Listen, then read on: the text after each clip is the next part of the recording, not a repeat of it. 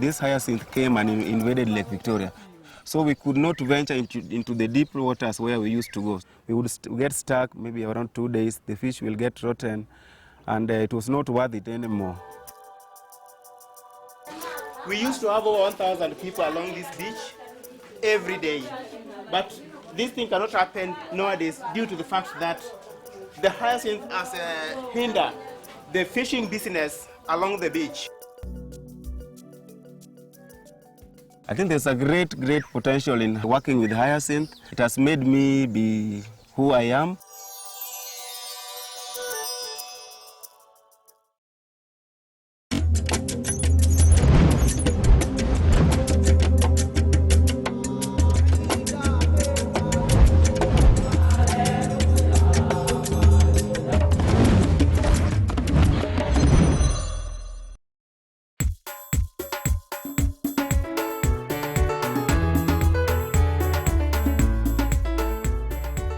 Somewhere on the Kenyan shores of the largest freshwater lake in Africa, Lake Victoria, lies the bustling city of Kisumu, which is home to an extraordinary man who has learned to turn lemons into lemonade. But to find him, we had to whiz our way through East Africa's largest open-air market, Kibuye Market. Situated at the heart of Kisumu, it is one of the oldest markets with traders from all walks of life.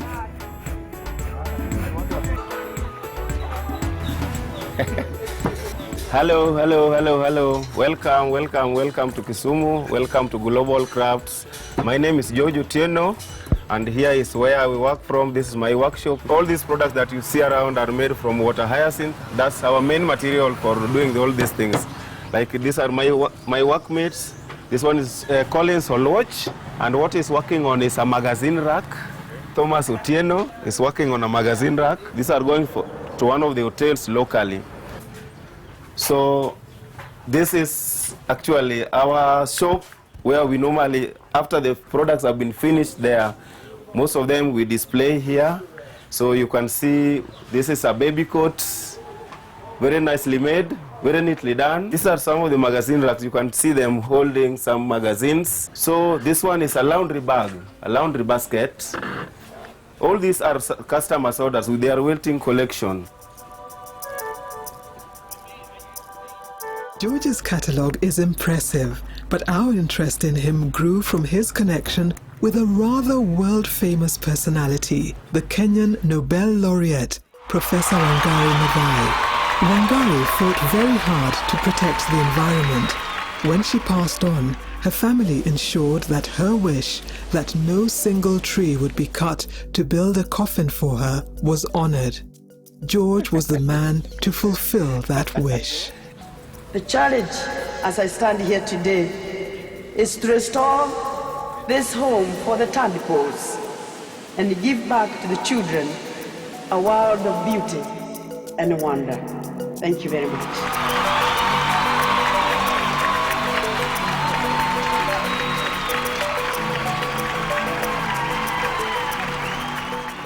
Professor Wangari Maathai spent many years fighting to ensure that the natural environment in Kenya and Africa was preserved, and for that the world honored her with the Nobel Peace Prize in 2005. Sadly, she succumbed to cancer in 2011, and it is on her death that the world was introduced to one George Owuor. Actually, I'll be much more happy to show you how the casket was made, and it is just a matter of gathering bamboo and papyrus and hyacinth, and we'll get started. This innovative venture uses only natural raw materials. The first step is to soak the papyrus.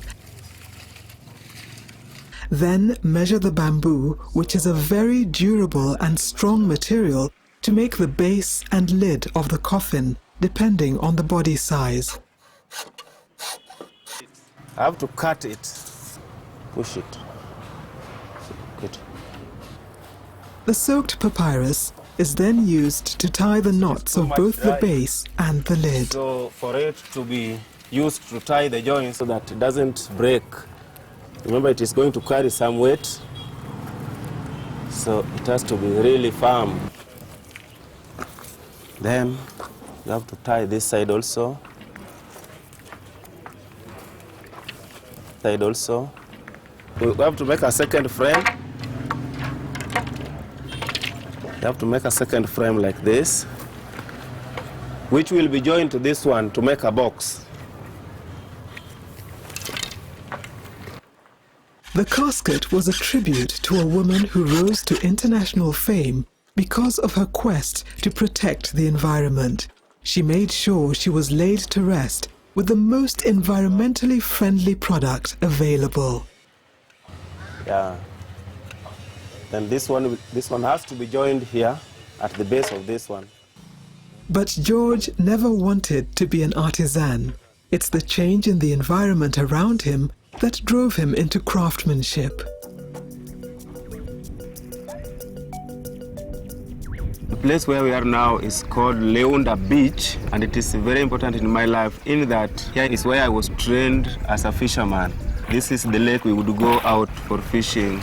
I did my fishing in this lake for about 3 years. The lake was really lively when the hyacinth was not there. But when it came all of a sudden, it drastically changed our life, and it became a nightmare now. A free-floating, broad, green leafy plant with purple flowers, the water hyacinth, is among the world's most stubborn weeds, with a very fast growth rate. It is believed to have been brought to East Africa as a pot plant, but later found its way into the lake's waters.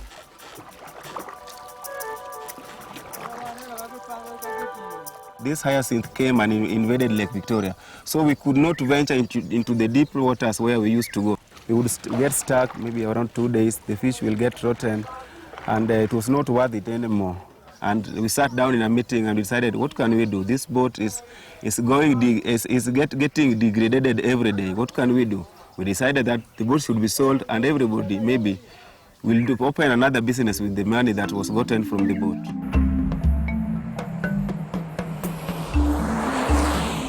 I decided to go to town to look for a job. So as I was walking the streets of Kisumu one day, I happened to pass at a cake. I peeped through the window and saw a bunch of green things, which when I was allowed in, I came to realize that they were the same hyacinth that drove me out of fishing. By the time I was looking for a job, I was not choosing any job. I was just looking for any job that I could try, and if it fits me, I could just land into that. And it happened that the first job that I met was this one of hyacinth, and actually I fitted just directly without any problem. The presence of water hyacinth in Lake Victoria dates back to 1989, but the first major outbreak was in 1998. Covering an estimated 20,000 hectares of the lake. We got George to take us to where he harvests this weed, only to discover the beach rather sparse. Here they are still groping with the environmental changes.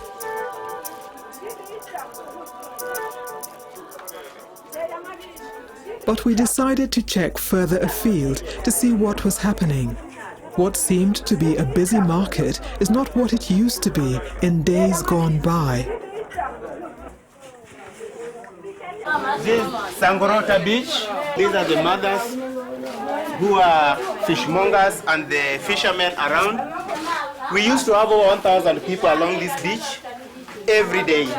But this thing cannot happen nowadays due to the fact that the hyacinth has hindered the fishing business along the beach. We used to have over 100 boats at this beach, and at this moment we only have less than 20 boats. The demand of fish is now too high due to the fact that the supply is too low, because the hyacinth is also hindering the other fish nets which are being left over the night.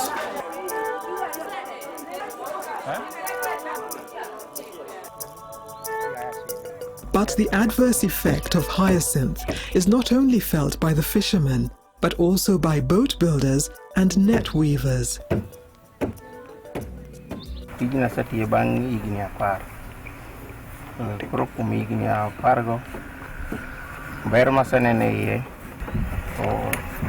osekonya e yore ka duto matimo, osemiya gedo. Chon waloso yedhi 4 bang' dwe achiel kaluwore kaka ne wan ji 2. To tich odok chien kaluwore gi Ford mokwongo nam, nikech onge kaka ji nyalo lupo kaluwore gi nindo gi ogeng'o nam. Nikech lupo ka samoro pod odaro ji kae, ji odhi komachielo kocha, ok nyal tiyo nikech gino ogeng'o nam, koro miyo tich dok piny. Koro tamo ji kaka ji lupi, koro mondo mi ji olos yie, onge kaka ji nyalo loso yie kaluwore gi koro yedhi topo mana i togo.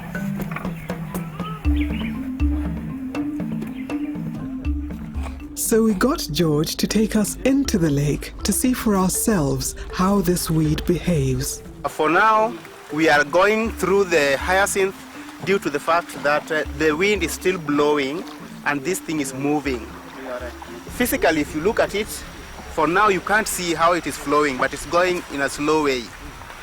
And when it's not flowing, we cannot pass. Any boat cannot go through. If we stay inside here for 2 hours, it will be very much difficult for us to make it back to the beach where we've come from, due to the fact that it will get together.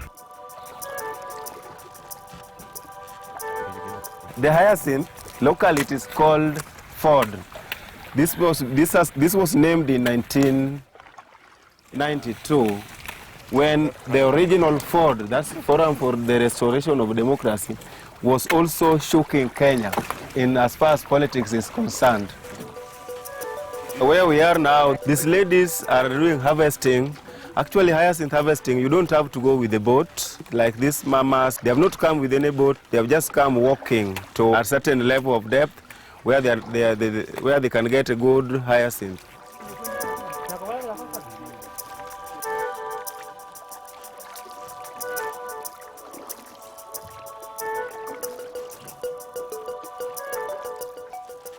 Hyacinth is not a curse. I think to us we call it green gold to this end. It is a green gold to us.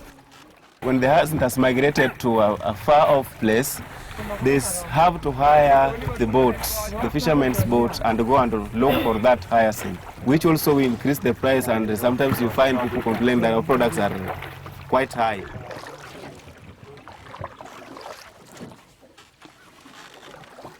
You know, many people normally say that hyacinth is very bad.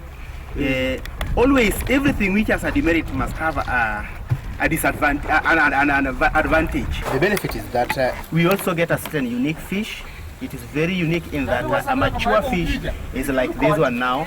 To some people, they can say it is undersized, but to this specific type of fish, it is an adult. So we use it as a bait to trap big fish like the Nile perch, which normally takes place in deep lakes, like the other sides of the Mikuru. They are being taken even up to Uganda. So this type of fish cannot be found if hyacinth is not here. It's only under the hyacinth. They survive at the roots of hyacinth, like this one now. These roots, this type of fish survives here. So this is another health that we are getting, the surrounding is getting from hyacinth.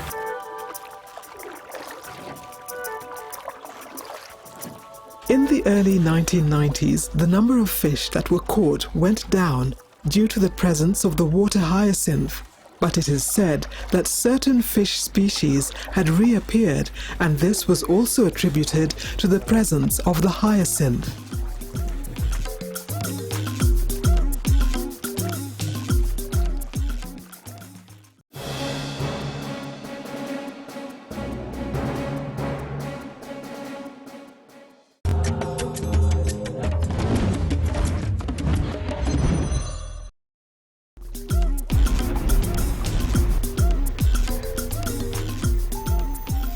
This is now we have reached to the chairlady's home, and this is where most of the members come to actually do the hyacinth processing and prop twisting. After harvesting, the hyacinth is brought to the home of the chairlady, where it is the process of splitting is taking place. So we take it from the manilas or the gunias that we have, we bring it down like this, we put it here. After spreading them on the ground like this, depending on the size of the hyacinth and the rope you want to make, if you want to make a thick rope, and the hyacinth is thick like this, you take it like this and you split it into 4. Also a point to note here is that hyacinth should be split when they are still very fresh, because if they take on heat, they start to wilt and splitting becomes a headache, becomes a long process. Yes, in hyacinth processing, this is the 3rd step, and this is spreading. This is the 3rd step. So after being spread here on sun, it takes 4 hours for drying. So after it has dried, we take it for treatment. So this is the dry fiber. You measure 5 kilograms of the dry fiber like this. Then you dip it into 10 liters of water, and this water should be a solution of sodium metabisulfite. So sodium metabisulfite you measure 1 teaspoonful. You put into the 10 liters of water and you stir. After that, you put your 5 kilograms of the dry fiber into the solution like this.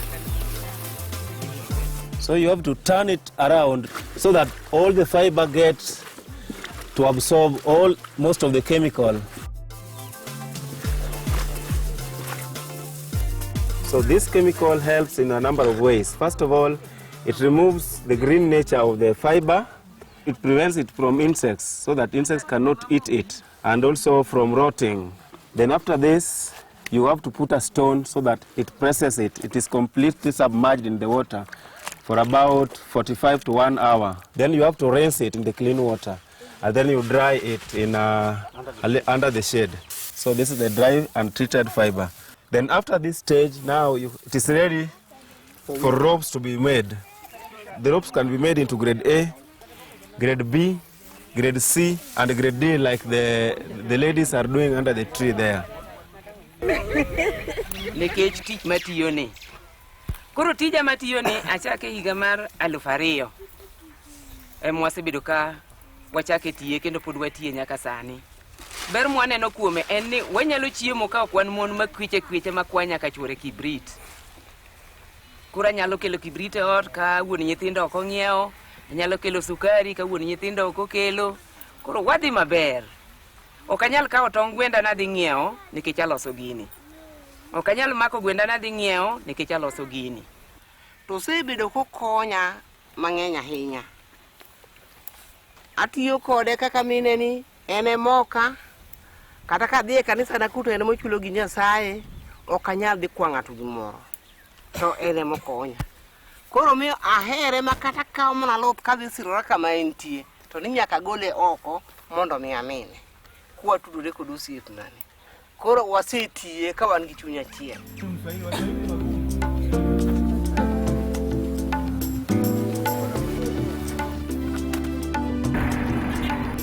Meanwhile, back at the workshop, George has made progress. The coffin's natural appearance is incredible. It's far from the normal traditional coffins. This casket is now in advanced stage in that we are almost finishing the base part of it. This casket is made with grade D because it is going to bear weight, so we have to use very thick and tough rope. And also we use papyrus to make the bases for weaving, because papyrus is also a very tough material, and it is locally, they are almost sisters because they are found growing in the same area as hyacinth. So we make the base using papyrus, and as you can see, the base that is going to carry the weight, we have used 4 strands of papyrus. That's down here. We look at down here. These strands are 4. Every line has 4. Unlike the sides, which has only 2, this side is not going to bear any weight. So this place we have used 4 strands of papyrus at each line. How did we come to make the Nobel Peace Prize winner's casket? Actually, this one came about when we were doing a training in Siaya. I first got a call from Kik's manager if I could make a certain box.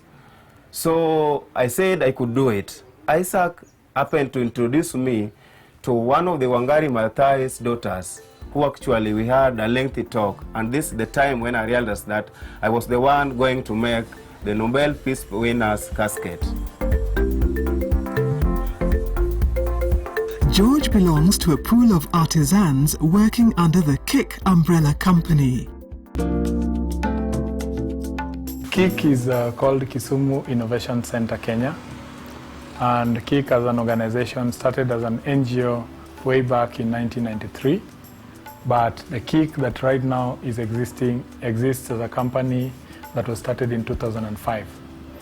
Now KIK's objective is first to use available resources in the environment to create jobs and also to clean the environment in the process. So we looked for ways of harnessing the water hyacinth and taking it to make such seeds, taking it to make paper, and KIK looks at what else can we do so that this particular menace in the society can be turned around so that it becomes something like an opportunity for the whole society.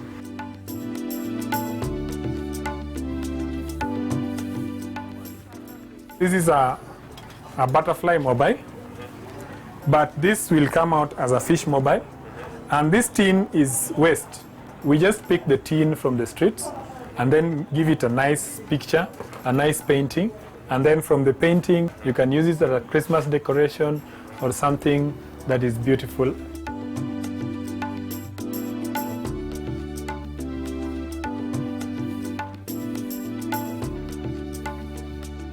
Remember the scratch card, you can usually scratch and load airtime onto your phone. Now this is what you can make with it. We have that is from Airtel, that is from Orange, and that is from Safaricom. So as a philosophy, George Owuor and other artisans in KIK, we ensure that we can use anything that can be wasted from the environment into something that can create jobs. And this is a very nice example of job creation.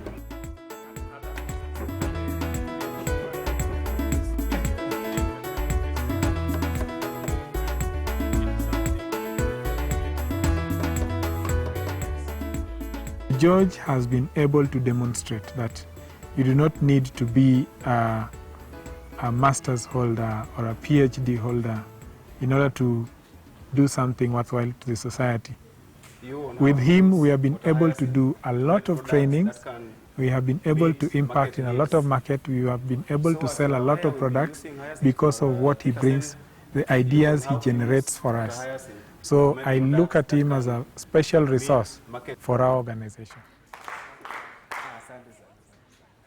Here we came for a workshop. We were invited by KIK, but because KIK happened to have won an award, that's an initiative of the UNDP. Well, the SEED initiative did an advertisement in July last year, and this award had two categories. Our category was on sustainability and innovation. We managed to be among the 35 winners worldwide. This award is not about KIK. It is about the artisans in KIK. It is about the small initiatives that the artisans are bringing in. For example, in the award you have to cite what you're actually doing about the environment. And that is when people like George come in, when we say, okay, George goes to the lake to remove the water hyacinth and makes it into a pulp to make paper, or makes it into strands to make rope, to weave the chairs which later go to the hotels. You have to make a connection of how are you impacting from the environment. Now these artisans, in their small initiatives, they are actually ensuring that KIK does what he's doing. And I'm happy that we are now recognized by a UN body, which means that our initiative is actually, even though it is a small one, it is being recognized by people out there.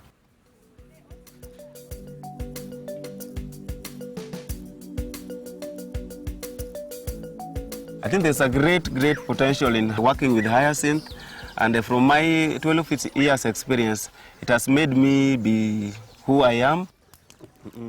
I have a wife and 2 children.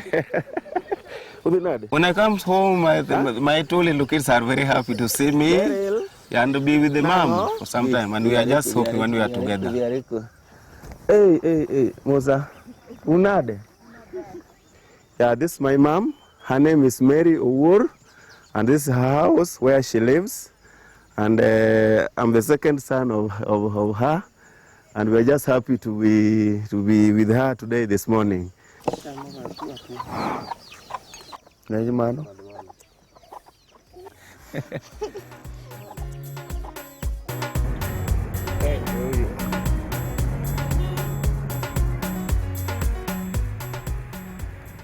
I met George through a friend of mine. She had a catalog for seats and magazine racks. We looked at the catalogs.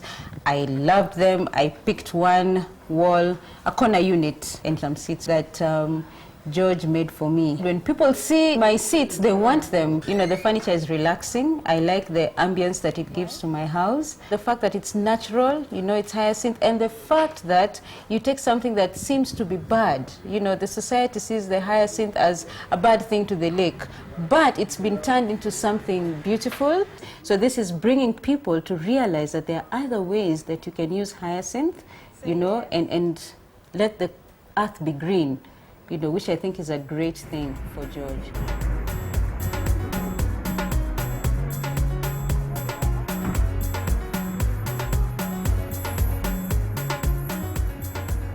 When we met George through a friend, we went to a friend's house where we saw the chairs and we asked her where she met them, and then he introduced us to George.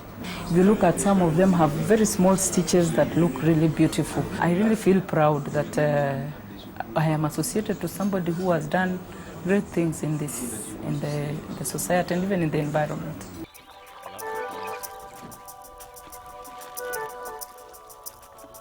I'm seeing myself going rich. I also see myself educating my family, building a good home somewhere, and I'll just be a happy person in future.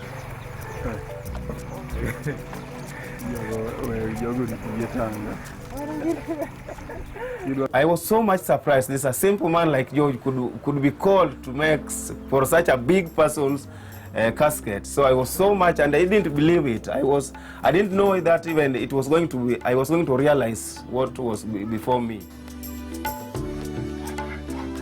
The family, especially the eldest daughter and the two sons, were really extremely happy. People thought that when the Nobel Peace winner died, the casket will be brought in, will be shipped maybe from America, from Europe, maybe it was going to be a golden casket. But here it was just people from Kisumu that also traveled with public means to Nairobi and actually made the casket using locally available material, which are also environmental friendly, and the casket was made just at her home.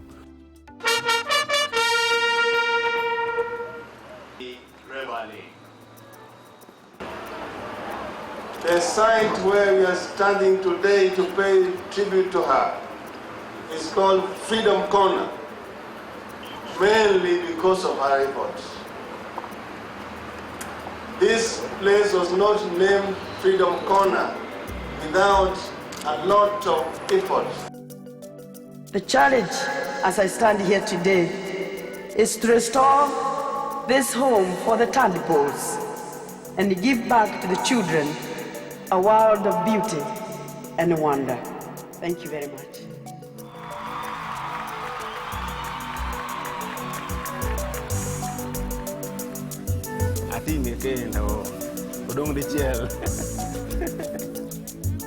And that's how George Owuor turns lemon into lemonade.